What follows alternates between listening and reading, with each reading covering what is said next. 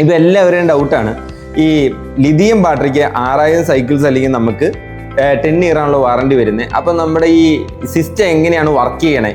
ഇപ്പോൾ എക്സ്പോർട്ട് നമ്മൾ പുറത്തേക്ക് ഗ്രിഡിലേക്ക് പോകുന്നത് ബാറ്ററി ത്രൂ ആണോ പോകുന്നത്? അങ്ങനെയല്ല ഒരിക്കലും. അതിൻ്റെ വർക്കിംഗ് പ്രിൻസിപ്പിൾ എങ്ങനെയാണെന്ന് വെച്ചിട്ടുണ്ടെങ്കിൽ നമുക്ക് ഹൈബ്രിഡ് ഇൻവെർട്ടേഴ്സിന് 3 ഔട്ടാണ് ഉള്ളത്. ഒന്ന് നമുക്ക് ഗ്രിഡ്, 2 നമുക്ക് ബാറ്ററി വരും, 3ാമത് നമുക്ക് വരുന്നത് ലോഡായിരിക്കും. ലോഡ് എന്ന് ഉദ്ദേശിക്കുന്നത് നമ്മുടെ എന്താണോ നമ്മൾ ഉപയോഗിക്കുന്ന വീട് അല്ലെങ്കിൽ നമുക്ക് റെസിഡൻഷ്യൽ അല്ലെങ്കിൽ കൊമേഴ്സിലാണെങ്കിൽ നമ്മൾ എന്താണോ ഉപയോഗിക്കുന്ന ഏരിയ അതാണ് ലോഡ് എന്ന് ഉദ്ദേശിക്കുന്നത് കേട്ടോ.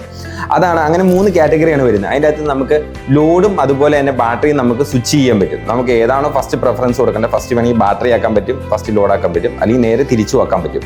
അപ്പോൾ നമുക്ക് ബാറ്ററി 1 ടൈം നമുക്ക് സ്റ്റോർ ചെയ്ത് കഴിഞ്ഞാൽ പിന്നെ ബാറ്ററി ഡിസ്കണക്ട് ആയിട്ട് ഓട്ടോമാറ്റിക്കലി സെൻസ് ചെയ്യണം നമ്മുടെ അടുത്ത ലോഡിലേക്കായിരിക്കും. ലോഡ് കഴിയുമ്പോൾ ഓട്ടോമാറ്റിക്കലി ഇൻവെർട്ടർ സെൻസ് ചെയ്ത് ഇൻവെർട്ടർ ഗ്രിഡിൽ പോവുകയായിരിക്കും ചെയ്യാം.